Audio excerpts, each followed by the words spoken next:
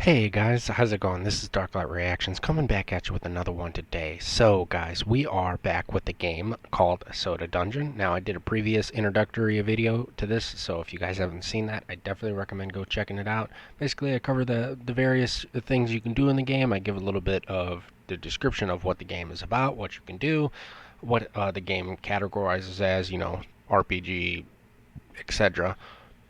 But in this video, it's going to be a little bit different. This is going to be a two-part video, okay? And this two-part video, we are going to cover two key aspects. We are going to cover the two types of dungeon runs that there are, and we are also going to cover the best characters and equipment to use in that dungeon run, in those dungeon runs. The first one we are going to cover is the loot run. Now, without spoiling the next video, basically there's two styles, okay? There's dungeon run for loot and upgrades, and then there's the main dungeon run. Basically, if you guys have seen my previous video and you're a returning viewer, the goal of the game is every 100 dungeon floors, there's a boss. So floor 100, 200, 300, 400, etc. That is like your goal. Get to that floor, kill the boss, and then talk to the wizard. Basically, you can rebirth. All of your gold, loot, and characters that you have purchased reset, but you get character relics and you get regular relics each time you rebirth. And in doing so, you reset. So you want to earn more gold, you want to get better equipment, and you have to start from floor 1 again and go all the way back up. So like, let's say, you start in dimension 1. Start at dimension 1, you go from floor 1 to 100. Beat the boss, talk to the wizard, pick out your relic. You'll randomly get another relic token for your character, which I will show what those are in later videos, and then you reset. So you start back at 1. Go all the way from 1 to 200. Beat the dungeon boss, rebirth, reset, go back to 1. Go from 1 to 300. Now, you keep all permanent unlocks. The only thing that happens when you rebirth that you lose is the current characters that you bought, which you can easily buy those again. It's not that big of a deal. And then your gold. You keep essence, you keep your relics, and you keep your pets you've unlocked and your tavern upgrades. So this video today we're going to focus on the loot aspect. So currently my goal is, I'm on dimension 7. My goal is to get to level 700, kill the boss. Right now I'm farming. I've come up with my own personal setup for farming. Now you can do this one of two ways, and I will show you that ways in this video. Do me a favor though, smash that like button, subscribe, and check the links down below to help support the channel further. Come join my Discord community, meet a bunch of different people, hang out, game, and have movie night with us, as well as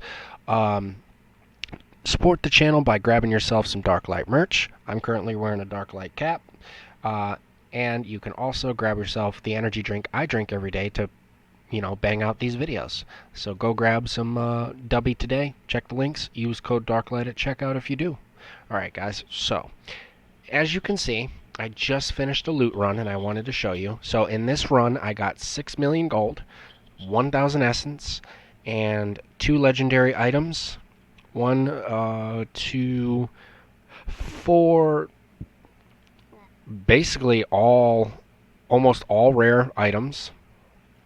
Tons of items.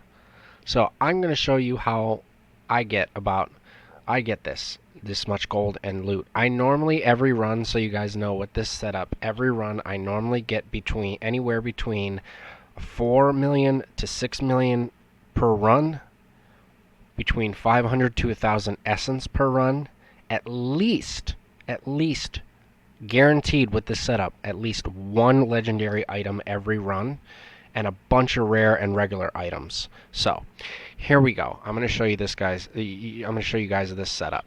Alright, so the main setup that I like to use, I do one of two things. If I want to try to push as far as I can go, I will use healers, and if I want to just go until all my characters die and not worry about healing, I will use knights and thieves. So I always recommend using a knight. The reason I recommend hiring the knight first is not only is he a very well-rounded, powerful character who has a very high rate of survivability, he has a very unique skill that is important to have. So you want to make him a leader. He has what's called the leader skill. I'm going to show you what that is. Let me hire him. All right. So the leader skill that he has, it says party cannot be ambushed or trapped. What that means in the dungeon, if you're new here, is every so often you get a random encounter. There'll be two doors. You can pick either door, and either A, it'll take you to a warp screen, which will teleport you farther in the dungeon. It'll take you to a healing fountain, or it can take you to a gold chest. But then there's something else. It also can set you up for an ambush trap, or it can set you up for a poison, I should say elemental trap. You'll either get poisoned, burned, confused, or put to sleep. Those are the current ones I've ran into. And I'm at dungeon level 700, so I don't know if they get more intense or different the farther you go. So, by having him as your leader, not only can you not be ambushed or trapped at all, you will also have this other skill called Noble.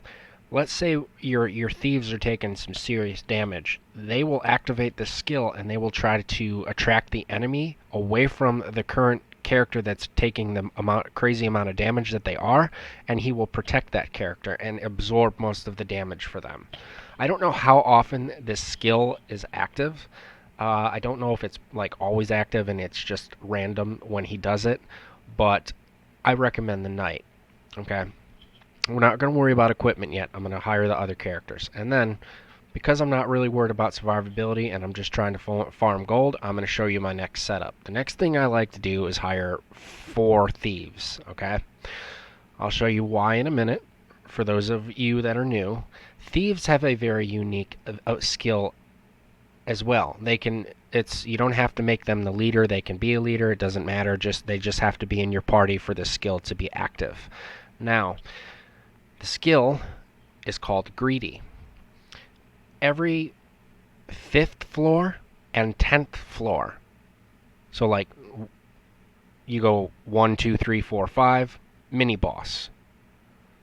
So every 5th floor and 10th floor there is a mini boss and there is a floor boss.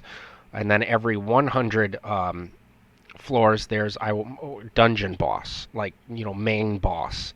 So when you beat those bosses, you get chests. The chests spawn, and if you don't have a thief in your party, you can only open one chest. If you have a thief in your party, you can open all 3, no matter if you only have 1 or 5. I always recommend at least keeping a minimum of 2 thieves, whether you're trying to, beat the next dungeon boss and get as high in the dungeon as you can, or if you're looting, a minimum of 2. That way, if one dies, you still have the other one that's alive, and you can still have that skill. The second one I recommend the second reason I recommend the thief is they have the sharp eye skill, and these stack. For each thief that you have in your party, you get a 20% chance of better items. So, let me show you. So, you got 20, 40, 60, 80% with all thieves. The equipment setup, you guys can play around with this. I switch it up sometimes, but the main equipment setup that I like is when I'm doing a loot run and a loot run only, I will equip all of my characters with the Midas plate because it gives you plus 100 gold, as you see here. So, you got 100, 200, 300, 400, 500, right? Then I like to equip all of my characters with the gold shield. The higher the shield, the better, but currently I have a level 7 shield, so we got all of them with the gold shield. For my knight hero, I will always equip him with a dragon sword because it almost always does critical hit damage. Or my second favorite sword for the knight character is the Dronin because it always inflicts burn and or sleep, and you get a 30% chance to do critical damage. So it's a good sword to have. And then for my thieves, I like to use the Sacrosanct, which is, it's kind of like reminds me, it looks like a cross. I think it's like a special type of cross. Basically with this, it adds 20% better item find. So that stacks. So currently I only have 2, so I have my main 2 thieves equipped.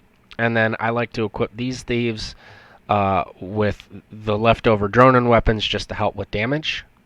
And then I make sure they're all equipped with the gold shield, all equipped with the Midas gold armor.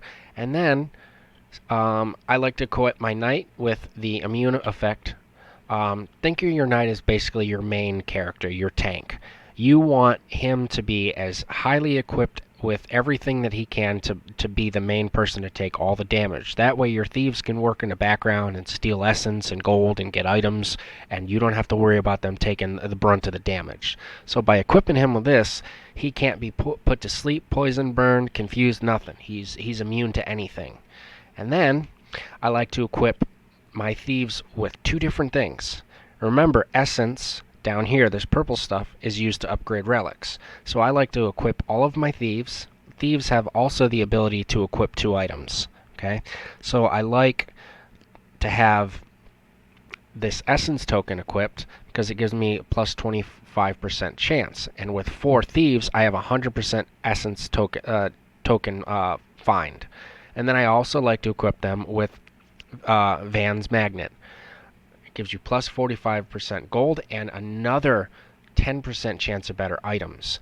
And if you guys ever want to know your overall group bonus or like status, like what the status effects of all this stuff they have equipped, you go up here. You go here, I'll show you. You go here, you'll click your party. You go up here to this little question mark here, you'll click on it, and it will show you your party bonus. With this setup, this is how it should look. 1,335% gold find, 160% item find, and 100% essence find. Now, as you guys saw in the starting video when I was talking in the beginning, that right there shows you, how I earn between 4 to 6 million gold per run. Each run takes me about half hour to 45 minutes. Once you get enough gold, I highly recommend to make your runs more efficient that you guys go over here to the tavern. I'm still saving for it. And you guys purchase the permanent upgrade in the VIP section. You want to get the all sight, which will ultimately tell you the enemy's HP always. And to get through the dungeon quicker, you want to invest in the M clock, the magic clock, because it will speed up progression dungeon and cut that time in about half. That I had to research. Most people that I've seen have done about can get between 500 to 1,000, floor 500 to 1,000 in about an hour with this. As long as you have all of the stuff equipped and unlocked, easy, breeze through. So that's this video. This is part 1. The next video that we are going to do, guys, I'm going to talk about the normal dungeon run and show you guys how to set up that.